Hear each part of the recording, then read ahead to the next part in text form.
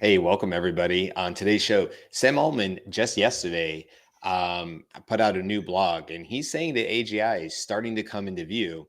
And he had three key observations. So we're going to talk about what they mean for the economics of AI, and really just the conversation today is, but are we ready as a society for the benefits and the consequences of such a rapidly evolving, technology? Or as he says, AGI really is just another human tool.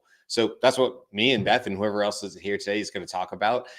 Today is February 10th, 2025, and this is the Daily AI Show. Like I said, I have Beth and I'm Brian. We'll see whoever else pops in the door. Hello to everybody in the comments. That Gareth and Justin are already in the comments as well. Thank you guys. And yeah, so Beth, I think this is interesting. This is, one of these shows where we kind of pivot a little bit because something comes out within the last 24 hours. You'll go, ooh, that's really interesting. Let's talk about that. So maybe the first thing we should do is just sort of break down what these observations are, and then we'll overview them, and then maybe we can break into each of those and kind of get the conversation going from there. Yes, except I want to say up front, one of the reasons that this is an important conversation is because Sam actually is very calculated about what he posts and when he posts, right? So more than actually a bunch of Dario is also really calculated. He doesn't speak very often, and when he speaks, like, you should totally listen.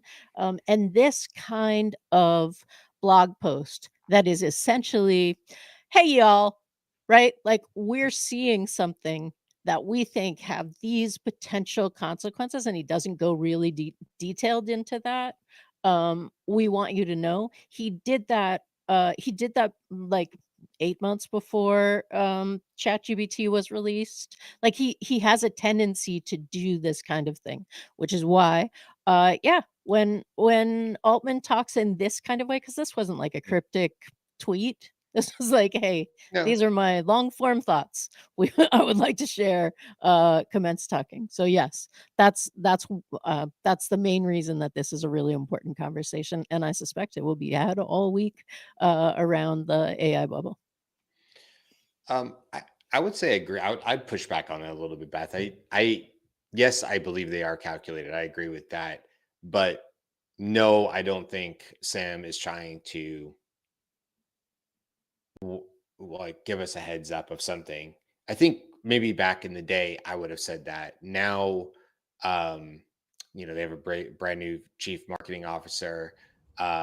They with everything that came out with DeepSeek over the last 2 weeks and how we've already seen some reactions from that, and maybe we saw some faster model releases than we would have. I don't know. Anybody inside of it, OpenAI would have to tell us whether they were already coming out anyway or whether they were pushed up faster because of DeepSeek. And we sort of heard Sam say we're going to speed up our side of it, almost as a let us show you what real innovation looks like, not just a copycat of a language model, which is, you can read the subtext, you can decide whether you think that's what you believe or not, but that's kind of the way I saw it.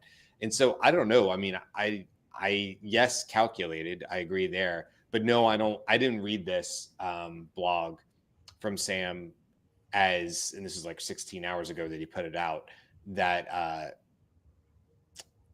it was like, hey, I need to warn you about AGI.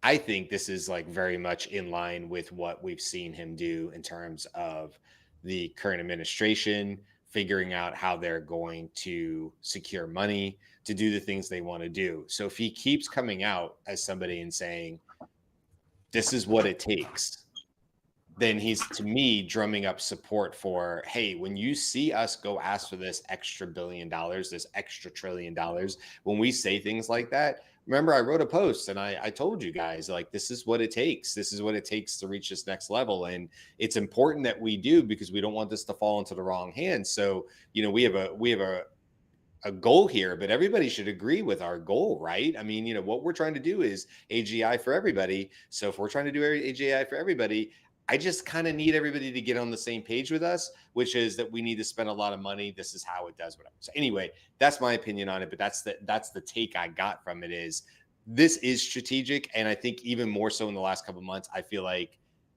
they're not as haphazard as maybe they felt like early on, where if Sam put out a post, you kind of went, oh, did he?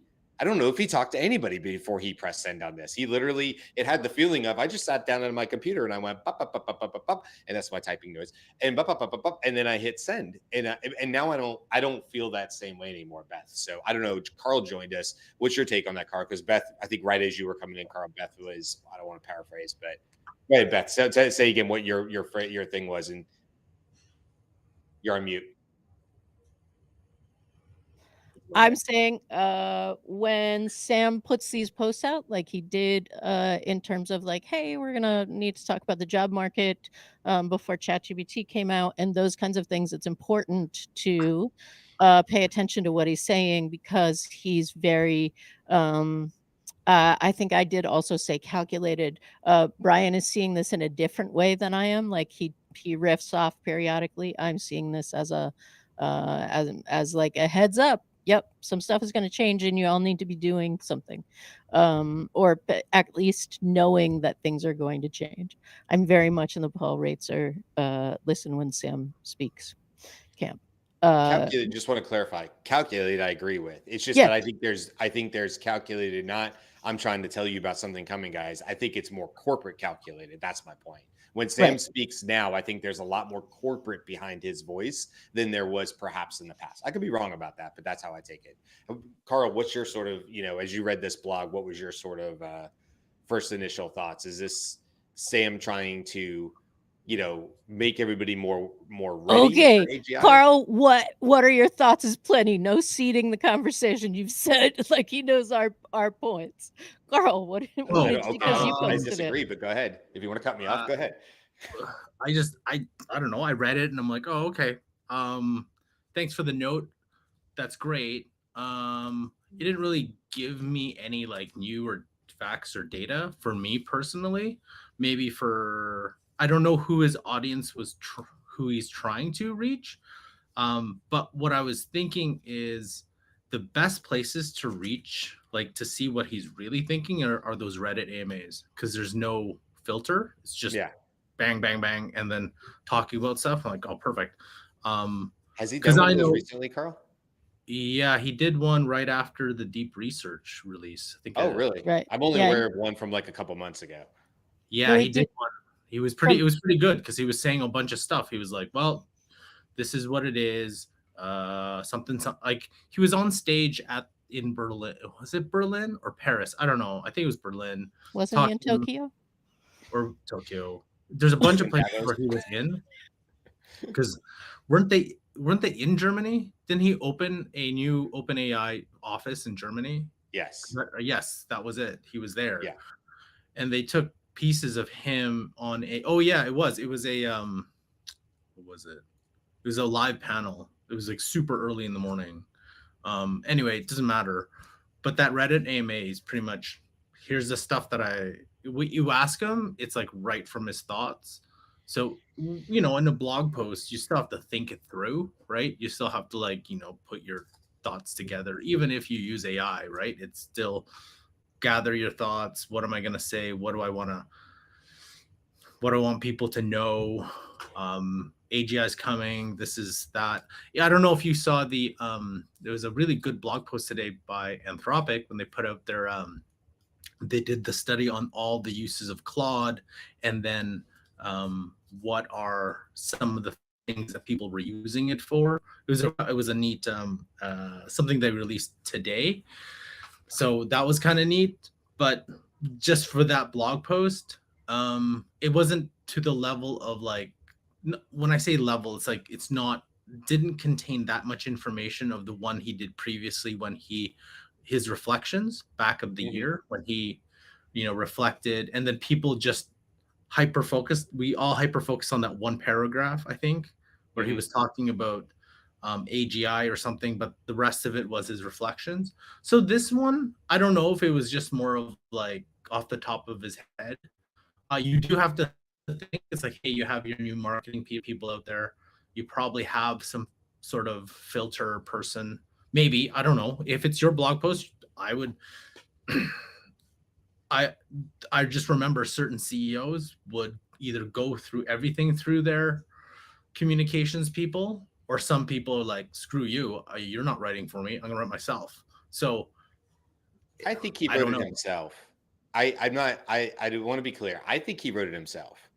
But let's look at, if you're Sam Altman right now, let's look at Sam Altman today versus a year ago. Now, Sam needed to get rally money around the company. But what I think has changed in the last 12 months is the that OpenAI cannot really be successful by themselves. And we've seen this, right? They've linked up and Stargate and things like that, where they have to rely on money that really almost goes beyond seed rounding, or you got billions upon billions of dollars. And so strategically, if he even wrote the blog, if he wrote the blog himself, what I'm saying is strategically, he still has to garner a lot of support from a lot of other industries, not just Microsoft. Microsoft ain't going to get it done. They don't. This is the crazy part. Microsoft doesn't have enough money, and nor does OpenAI, to do the things that Sam Altman needs to do to reach AGI. And he kind of talks about it in the three parts in here that let's get to. So I just think it's changed. They're restructuring the company. Makes sense to me why they would do that. They're having to raise an absurd amount of money, but beyond the money, they have to have public opinion and support. It's different. In the past, to me, OpenAI could do whatever they want. Now, to get to the level that they want to get to, they need you, me, and a whole lot of people who aren't talking about AI to go, you know what? I think OpenAI is the right company to back here, among others. I'm not saying they have to pick one, but OpenAI is doing good for the populace, not just Americans, but around the world, opening up in Germany, right? Because they think Germany had the tech and the resources and the talent there. And they talked about that in an article. So I just think there's a lot more at play here. And I'm not knocking Sam. I'm just saying, if I was Sam, I'd probably be doing the exact same thing, going, I need to win public opinion, because there's really no other way for me to amass the amount of money and resources necessary to go do this if I don't win public opinion. What if I need to come down the road in 6 months and say, we need this level of energy in order to do this, but the only way to do that is through fossil fuels? Well, if you've told the public that ultimately we need AGI because it will help us solve, he talks about it here, and solving real world problems and having 1,000 agents that can all work. And he says in 2035, we will all have the ability to be as smart as the smartest person in any area in 2025. That's a 10-year goal, but still, that's awful fast, right?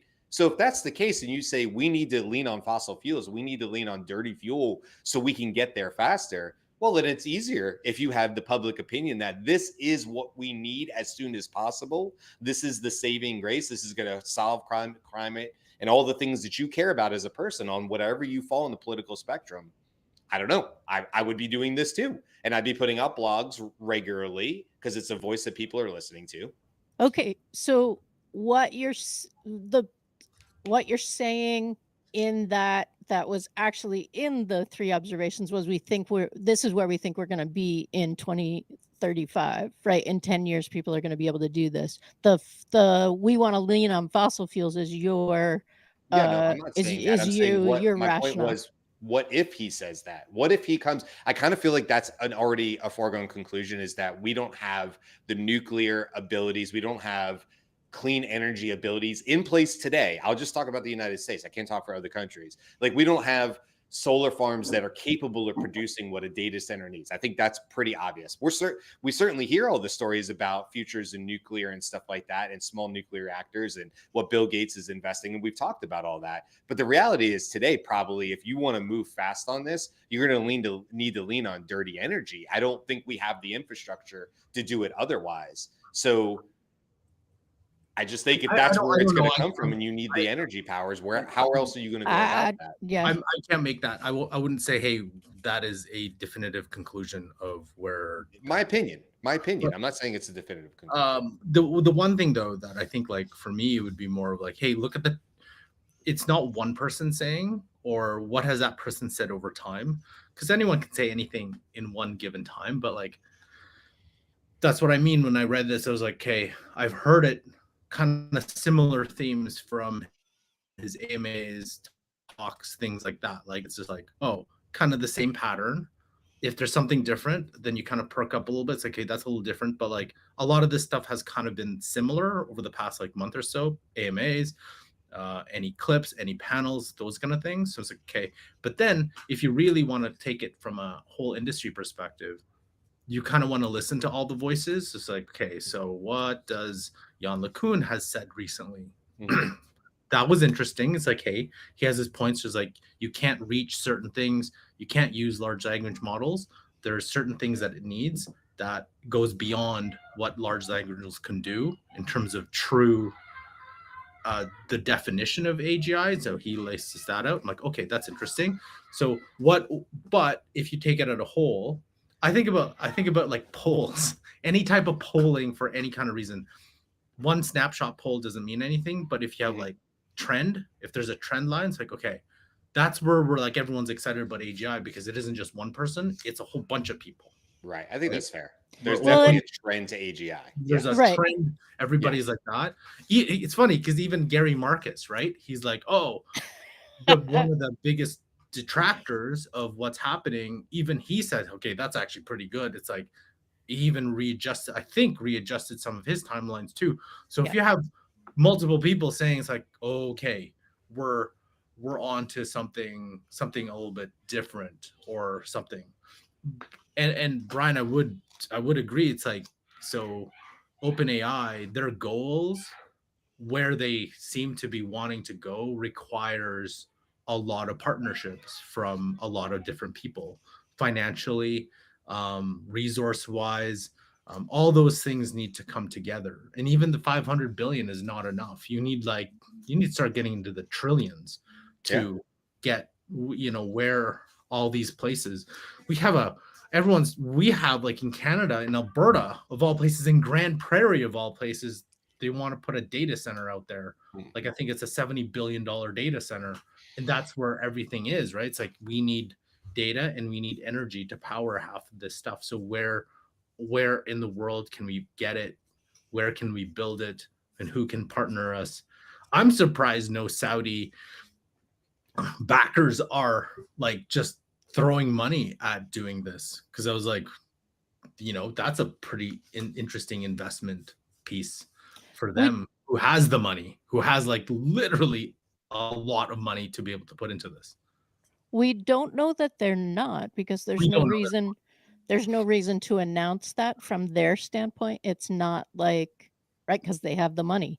They have the sovereignty to use the money however they want to use it. So so the fact that we haven't seen it, that doesn't mean that it isn't happening, because that. there's, to my understanding, no requirement to like release to the public how the money is being spent. There's no audit publicly that could be accessed like there is in the U.S. or in a lot of other democratic companies. Sorry, Freudian slip.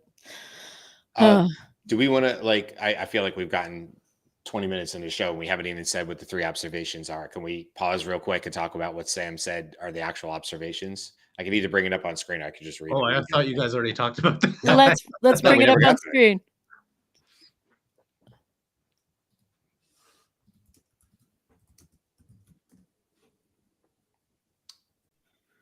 All right, and it's not my screen. I apologize. It's so short but small, but like he has it written on this on the desktop version as like a mobile version, so everything is super small in here. I can try to make it a little bit bigger, but here, let's try. That's better. All right, here we go. He says here are 3 observations about the economics of AI. Number 1, the intelligence of AI model roughly equals the log of the resources used to train and run it. These resources are chiefly training compute, data, and inference compute. It appears that you can spend arbitrary amounts of money and get continuous and predictable gains. The scaling laws that predict this are accurate over many orders of magnitudes. That's number 1. Number 2, the cost to use a given level of AI falls about 10x every 12 months, and lower prices lead to much more use. You can see this in the token cost from GPT-4 in early 2023 to 4.0 in middle 2024, where the price per token dropped about 150 times in that period. Moore's law changed the world at 2 times every 18 months. This is unbelievably stronger. And number 3, the socioeconomic value of linearly increasing intelligence is super exponential in nature. A consequences of this is that we see no reason for exponentially increasing investment to stop in the near future. If these 3 observations continue to hold true, the impacts on society will be significant. Now, he writes and talks about other things. In fact, down at the bottom was just to give a direct quote. Quote, anyone in 2035 should be able to marshal the intellectual capacity equivalent to everyone in 2025. So that was the quote I was referring to on that part as well. Now, there's a lot else on here, and you guys might have also seen that there was some nods towards open source in there as well. And I don't think those should go without speaking to as well. But I don't know where you guys would. We can go back to the 3 observations, because I mean, they're 3 distinct ones. The first one being about the log or the resources of what it costs to train, and he calls out compute, data, and inference compute, which is really what I was talking about, what it costs. But at the same time, the number 2 one, hey, the costs go down exponentially here. And then he's also talking about how quickly it goes down and how it sort of blows Moore's law out of the water comparatively. And Moore's law is the more powerful computer, right? Computers get more powerful every 18 months. Yes, like they double in power every 18 months, but I'd have to go look that up exactly. But yes, that's what he references. And then the last one, the socioeconomic value of linearly increasing intelligence is super exponential in nature. Right. So I know when I read a bunch of articles about this, people were really calling out that last one. And he says the consequences for we see no reason for exponentially increasing investment to stop in the near future. Also, going back to, you need bucket loads of money is what that really says to me. Is super exponential, like, is that a mathematical characteristic, or is that like really exponential? Right? Like, my guess would have been the latter, but I don't know enough to know if super exponential is a defined term. Yeah, because those like if super exponential is like exponentially exponential or something, or maybe that's what, even if it was the latter, even if it's like really very exponential. So if you know this in the chat, please toss it in.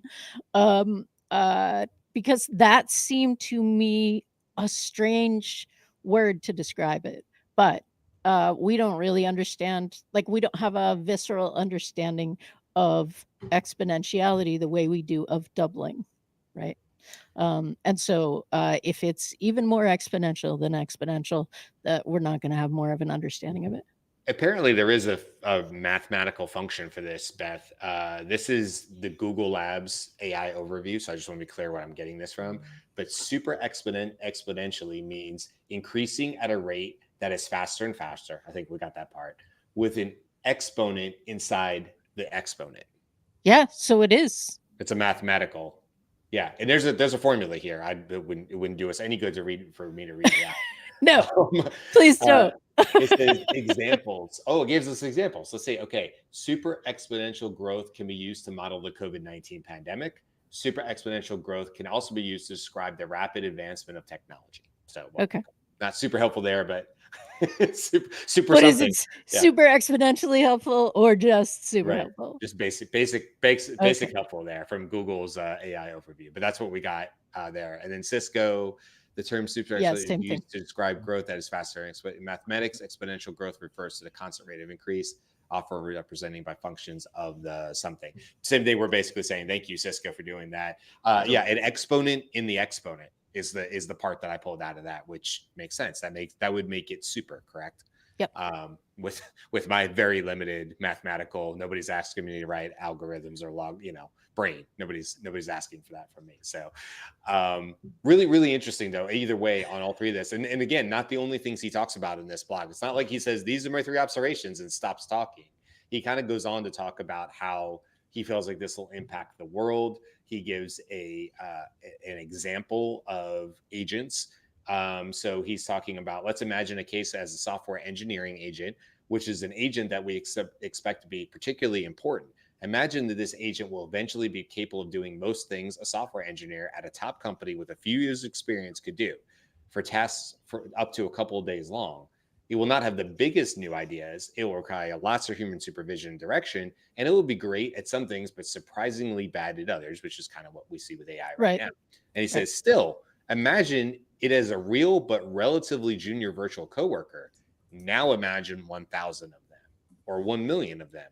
Now imagine such agents in every field of knowledge work. So you can see where, as we built that case too, they don't necessarily, an agent in one area doesn't necessarily have to be the smartest and the brightest.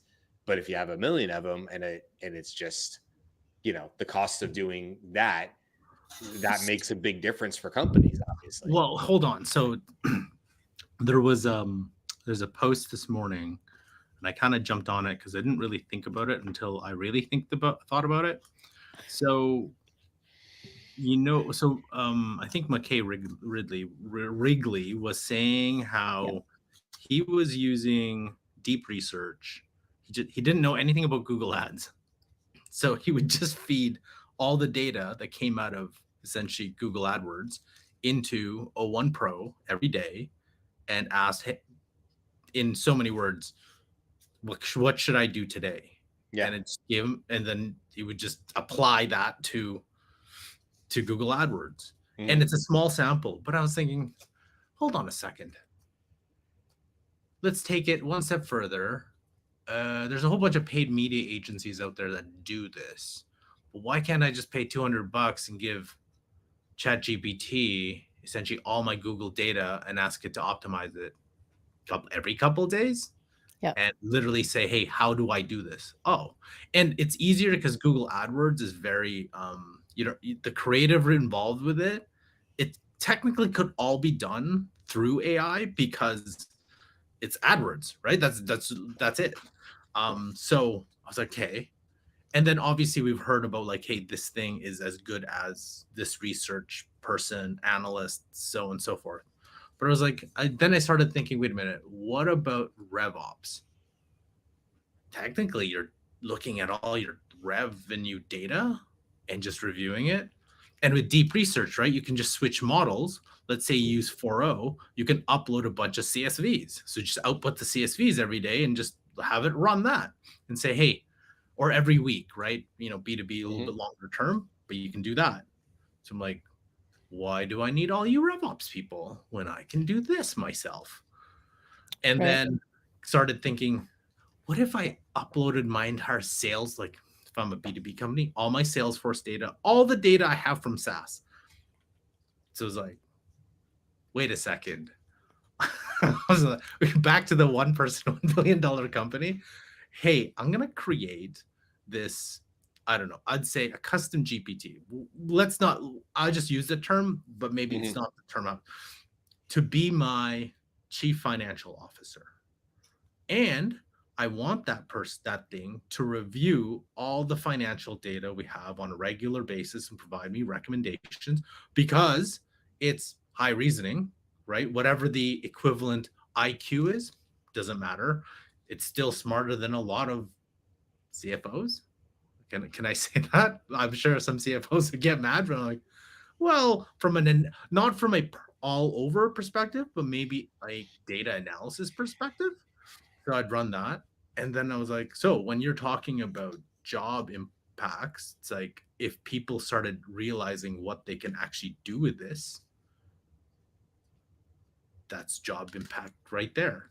In fact, any businesses, I would see, hey, why wouldn't you, if you're running paid media, go get yourself a ChatGPT $200 pro account for 1 month or two. It's $400. If you're spending tens, 20s, 30s, $50,000 a month on paid search, which a lot of companies are, 1 million, 2 million, I'm sure $400 for $600 over 3 months is fine. Get one of your team to do shadow it. It's like, have your paid agency do it, have somebody else do it. What are you going to get? It'd be very, very interesting because I would love to see at the third month mark. It's like, yeah, we're getting pretty good results. Yeah. Do we really need this? Which I think is part of what this blog post was saying is like, hey, there are going to be big things happening in society about this. Like several of the big frontier company, frontier model people have come out and said various versions of that. Hey, I think we're going to need a new social contract. Hey, I think we need to understand the impact economically. And Sam is not unique in this, but it is a very positive, right? Like this could usher in, he didn't say it in this, but they have said it in, this could usher in an age of abundance that we have not seen before. But what he seems to be saying is potentially open sourcing will be that contribution to that, right? So we're going to open source some things, or we will maybe have a compute budget for that everybody gets a certain amount of compute for free because the cost has come down so far. And I assume that's inference compute, but is he talking about training compute? Because I don't see those two things as the same thing. I think he's meaning inference. Have we talked? I think everyone's kind of learned about the what was it called? The Jevons paradox. I think Satya Nadella was talking about it, right? It's yeah, like, you know, when say you have it, because technology, we have right? not talked about So it. technological advancements make something more efficient to use.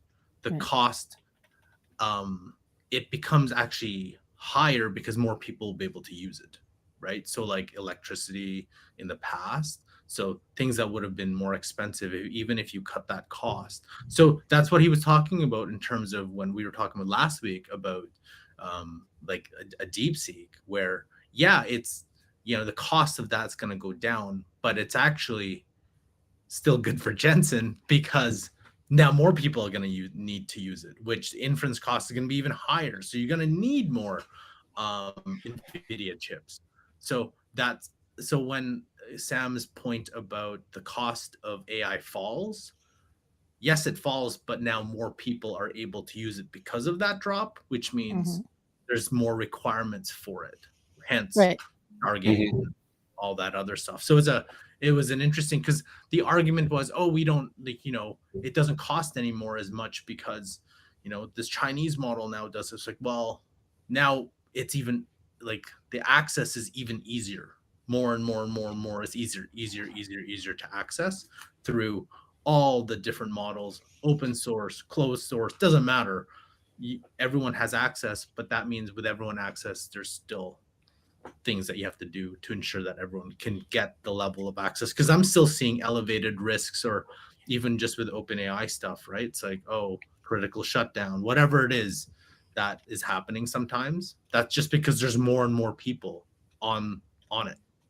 I can only imagine, not like Anthropic and others don't have that many issues just because they don't have as many people. Make that assumption. Yeah, it seems like one of the ways that that people are coming into this. Well, all right, let me say that differently. The environment in which this blog post comes out is people saying, "Oh my goodness," and we're doing a show on it tomorrow. ChatGPT Pro is so much more valuable, right? You get more than the $200 of value, which is what you just said. Also, we also have the context of people saying, hey, this model was trained for this amount of money. This model was trained for this. Like the story over the weekend was students or professor trained something for $50, right? So so while it is like that's sort of like the second chapter or the also kind of thing, because you're right, Brian, in terms of needing to be first, that seems to still be, in this context, order of magnitude. If it was 10 billion, then it's 100 billion. If it was 100 billion, then it's a trillion. Now we're looking at 10 trillion, right? So those are the amounts to get to the next level. But is someone 2 months later coming out and saying, oh no, I did it for 50, what does that do for the, right? Or can that $50 jump, I don't know, how many $50 jumps does it take to mean that we don't have to spend $10 trillion on this? Well, I think Carl pointed this out too. Like Okay, you did it for 50. What does it cost you to continue have people have continued access to it? That's a cost, Mm. right? And that's difference. That's an inference cost versus the initial cost to train. And so yes. Also though, what did that 50 get you? If it got you a carbon copy of another model, but prices are continuing to drop, what was that valuable to the end user? I mean, it proves that models of similar ability can be trained for cheaper, but also is an OpenAI and all the other major competitors doing that already. They're already showing that they can create 4.0s in place of 4s and in place of 3.5s Right. and in place of 3s and whatever comes next.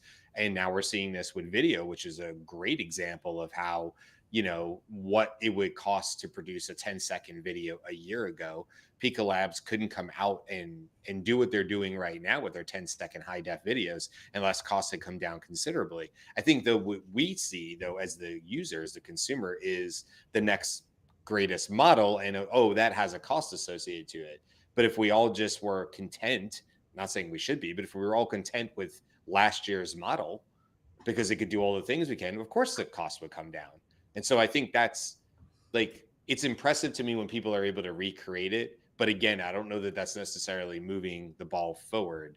That's just recreating what we already have access to. And then it goes on to say, like, okay, but if 1 billion people love your $50 solution, how are you going to handle that? And what are the costs associated with those new billion people that you just invited to be able to use that, which obviously goes to equity. So is this a good thing? Does this put it in more hands, like you're saying, Carl? If I'm able to do one mid-journey image in 3 minutes, because that's a cost, my time, 2 years ago, but now I can go into Leonardo and I can just see rapid, almost nonstop versions of new images showing up, and I can just pick through them. And Whisk on Google also has something very similar to that, where it's like you're merging images. It's not the same as text to image anymore. Now that exists, I go, okay, well, yeah, now I was going to make this PowerPoint and use 1 or 2 AI images, but hey, now there's no reason I can't put 32 in there in my thing. And I can't, well, maybe there's no reason I can't just make a video. Maybe I'll make a splash video instead. Never mind the PowerPoint. That's just where my limitations were yesterday. But now AI is allowing me, for the same cost that I could do 10 pictures last year, I can now do a 1.5-minute video. And that might be better for my company for the presentation I'm trying to make. Maybe it's not even a PowerPoint anymore. So yes, it ratchets it up, but like it's what the companies, the frontier models and the companies are doing. Now, if DeepSeek or one of these comes out and they have fundamentally put out a model that is better than all the frontier models for cheaper, then I think I would be more like, whoa, hey, look, this is something everybody needs to be paying attention to. But I kind of feel like all the major companies are doing stuff for cheaper. I mean, he's kind of making that point, 150 times cheaper in the course of 12 months for a smarter model too. It wasn't the same model. The smarter model was 150 times cheaper than the less smart model, 4.0 to 4. So it's I don't know. I see that as a lot on there. I do want to point out the part about the really quick about the open source, because I was scrolling to find it. Did I miss it again? Hold on 1 second. There it is. Okay. AI will seep into all, this is from Sam's blog again. AI will seep into all areas of the economy and society. We will expect everything to be smart. Many of us expect to need to give people more control over the technology that we have than we have historically, including open sourcing more, and accept that there is a balance between safety and individual empowerment that will require trade-offs. We will never want to be reckless, and there will always be likely some major decisions and limitations related to AGI safety that will be unpopular directionally as we get closer to achieving AGI. We believe that trending more towards individual empowerment is important. The other likely path we can see is AI being used by authoritarian governments to control their population through mass surveillance and loss of autonomy. So interesting there, because I'm not actually sure what he's referencing or like what was in his mind when he was saying in a blog, hey, I think he says historically in there, we're going to have to maybe change our tune a little bit about how we think about open sourcing and how we give people more individual control. I find that really fascinating. It's probably the most fascinating thing I found out of this blog, because I'm like, well, what did he mean by that? What would OpenAI's version of that be? if they were to open source something? And have we seen something like that in the past from them? And I was like, I'm not sure. I'm not sure what he means by that, truthfully. Well, didn't they? I mean, they were called OpenAI because they were originally open sourcing things. I think early on they were Yeah. probably, or they were opening their models to everybody. Yeah, And the early on. research papers and those kinds of things. Yeah, I mean, probably the weights too, I would imagine early Right. on. I don't know when that stopped. Something tells me by 3.5 in November 2022, they were no longer sharing weights of how they were training the algorithms. I could be wrong about that, but I don't remember hearing that at least. Right. Most of these have been pretty closed door type Right. situations. So Gareth's bringing up Gareth number 1, 2, depending on how we count them by the order in which they join the chat, is saying that's a bit crazy. AI surveillance for governments, as he is working with the government, because OpenAI did come out with government ChatGPT. Listen, And Elon has X, right? And Elon is also doing things within the government as I think it's Doge, but it's not. It's Doge, it was whatever it is. DOGE, Department of whatever the G is, I forget. But yeah, it is Doge still, isn't it? Look, China's been doing this for years, guys. Somebody said 1984 in the comments. Well, yeah, of course, Big Brother, right? That's what we're all going to think of. China's been doing this for a while. In fact, if I'm not mistaken, in China, there are even things like social ranking or something like that. Whereas are you being a good human, essentially? But if I was to be in China tomorrow in a major city, I would have just assumed that my face is being tracked everywhere. Facial recognition, quite literally anywhere that I am. I would just assume it is. Yeah, I don't know how you could be there or not. So the question is, as they move towards more AGI, as China has these abilities, yes, I agree that they would just use that on their own people and have a true authoritarian regime, more than they already do now. And maybe if China has that, maybe they can sell that to other countries, with the idea that China also gets to listen and watch, right? Like, oh, you're a poorer country, you can't put this in. Well, we can put this whole infrastructure in for you, for the low cost of us also being able to monitor everything and all facial recognition. So my point is, this is already going on in governments. Obviously, AGI for sure could make this much, much worse. So one thing though, and has nothing to do with from an AI perspective, but whenever I talk to friends who live in China, when they talk to me about the media that they get versus the media what we get and what their media talks about, and I don't know whether this feels a conspiracy or not, is more of like, we have it's like China does this with our data, like you were just saying, but then they say a lot of their media isn't about anti-American. It's more of like, oh my God, they can do this in America. That's amazing. That's what they say to me. Mm-hmm. So I think like maybe the assumption, oh, everyone's tracking my face. I don't know if that's true or not, but the way we've been shown it, like it seems the implication is they track everything. But then when I talk to my friends in China, it's like it's different.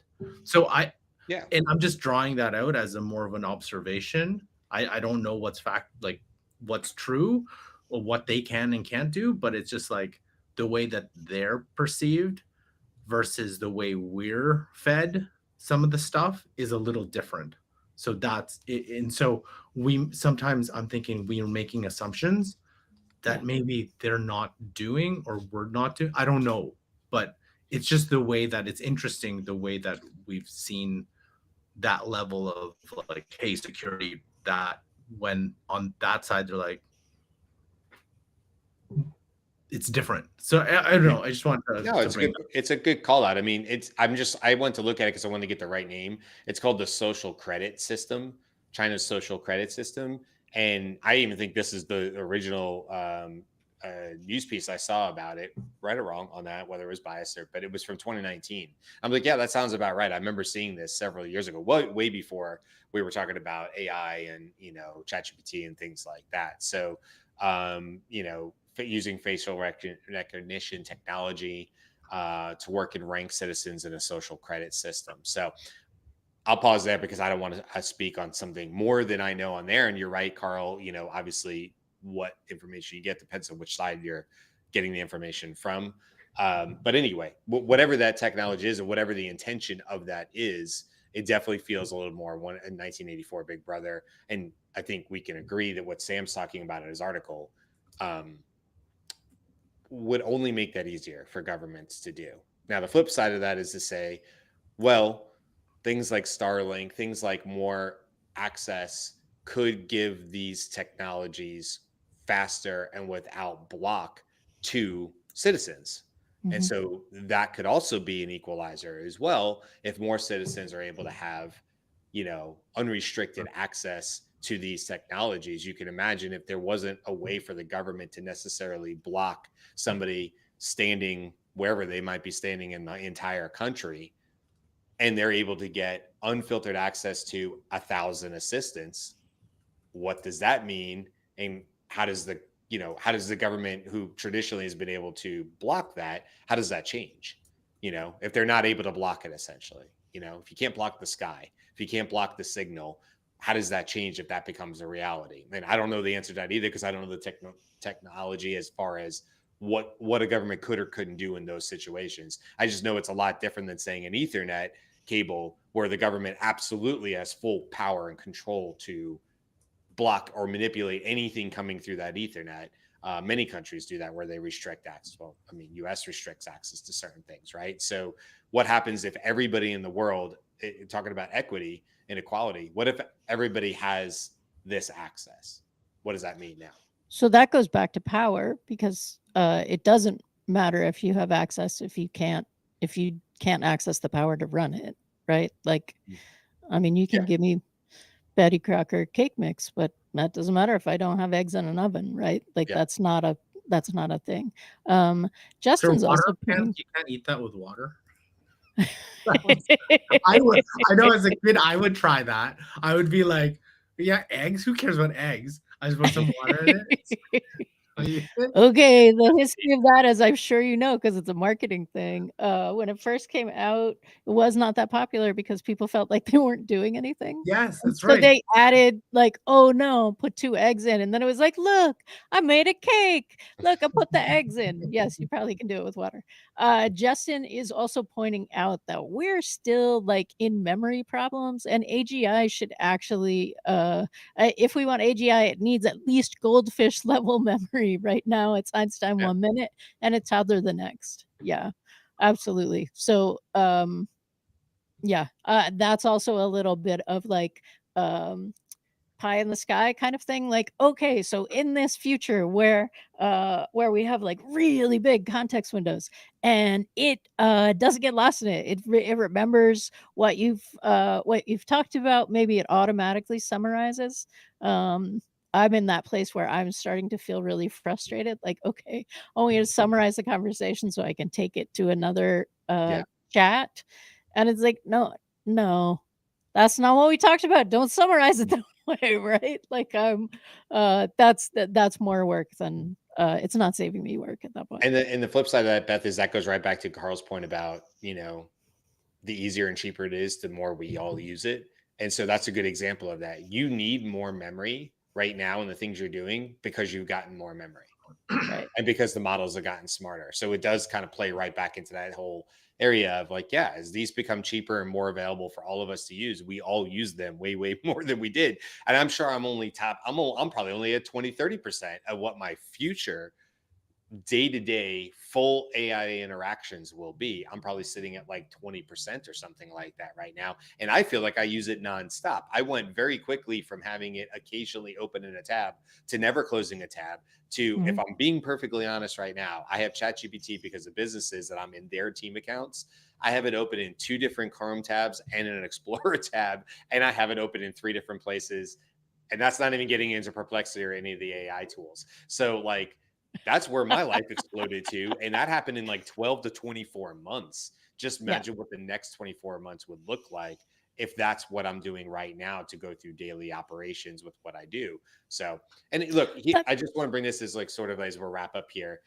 He says at the very top, Our mission is to ensure that AGI benefits all of humanity. They've always said that. Systems that start to point to AGI with an asterisk, which I'll come back to, are coming into view. So we think it's important to understand the moment we're in. That's how he starts the blog, right? So, and I think the rest of his blog, honestly, for whatever we believe his intentions or who helped it, whatever, like I believe that part of it is like, let's talk about this more often because we're starting to see it come into view. That's not to say that there's not memory problems, compute problems. That's not to say that we don't have data center and energy problems and all the things that are going to have to be solved along the way for this to maybe have huge impacts. But as he says, like it's coming into view. So we're starting to release agents. Carl had shared, I mentioned in the newsletter, but Carl had shared about, OpenAI for sales, whether that was just sort of a one-off demo or that's a real thing. I'm not quite sure, but somebody was up on stage demoing it in Tokyo, and talking about how you capture leads and OpenAI can just handle it from there and send out emails that are highly personalized. Well, it definitely cuts into the world I'm in, right? So like he's right. We're seeing this come into view more and more in 2025, and we're only in February. We're 10 days into the second month. We're 40-ish days into the year. Out of 365, we barely scratched the surface, and this is where we already are in 2025. So probably a well-timed blog, if nothing else. And the only thing I wanted to say is he says AGI asterisks in here. So I just want to read this at the bottom because I thought this was very Sam. This is the asterisk. By using the term AGI here, we aim to communicate clearly, and we do not intend to alter or interpret the definitions and processes that define our relationships with Microsoft. We fully expect to partner with Microsoft for the long term. This footnote seems silly, but on the other hand, we know that some journalists will try to get clicks by writing something silly, so we are preempting the silliness. That's how the blog ends. So it's like this really serious blog about this is what's coming with AGI. And also, like, we already know the move you're going to make here with your AGI speak in, Microsoft terms, and we're preempting it, with an asterisk at the bottom, which I think is funny. And Like, isn't whether that it was all him or somebody else told him to right? write, I think that's funny. And doesn't it end with the ellipsis, like the ... We're preempting the silliness ... It does ... Yeah. I was like, yeah. And Yeah. so like, More there to you come. go. Do with it what you will. Yeah. Sort of like, I don't know. It's that fun side of it. It's not always serious, and you're like, yeah, we already know you guys are going to do this. You're going to pick this apart. So my point to that is too, like, there's a note at the bottom saying like, we're fully aware you're going to pick apart my blog, which makes me think these blogs he didn't write it yesterday. That's all you know what I mean? That going back to that point, like it has thought and intention behind it because he's already saying at the bottom, we kind of know what the journalists are going to do about pulling a word here or pulling the word. Well, hell, we're having a whole conversation about it today in our interpretation of it. So totally makes sense to me. Nonetheless, it's an interesting blog. You can go to it, but go into the blog.samaltman.com and I'm sure you'll pick it there, but it's also called 3 Observations. If you want to read through the whole thing, it's a good read. It's not very long. We had a lot of the highlights, but there's some stuff in there we didn't hit as well. So make sure you go back and check that out if you like. But yeah, more to come on that side of it as well. Tomorrow is ChatGPT Pro really worth the money? Well, we have somebody here who has it. I actually have a few people I know who have ChatGPT Pro as well, and I can talk to their experiences so far. But we'll talk about that. $200 a month. What does that get you? Why might that be valuable? I think Carl's talked to a few of those points. So we'll talk more about that tomorrow. And then we have the rest of the news on Wednesday and the rest of the shows the rest of the week. So make sure you come back. Oh, yeah. And Friday is our 400th show. So come celebrate Valentine's Day with us, where we're going to have a show that's not only celebrating 400 for us, because that's a great milestone, but also putting a lot of emphasis on our wonderful, wonderful people who show up daily in our comment section, all the people who have liked and subscribed. If you haven't already, hey, this is a great time to do it. And you can always go to thedailyishow.com if you want to sign up for our newsletter. The last one, just I think issue number 36 went out yesterday. So if you want to get in on that, just go and sign up for it. It's free. And you'll get it every Sunday morning at 8 a.m. Eastern. That's it for today, guys. We will see you tomorrow to talk about ChatGPT Pro. Until then.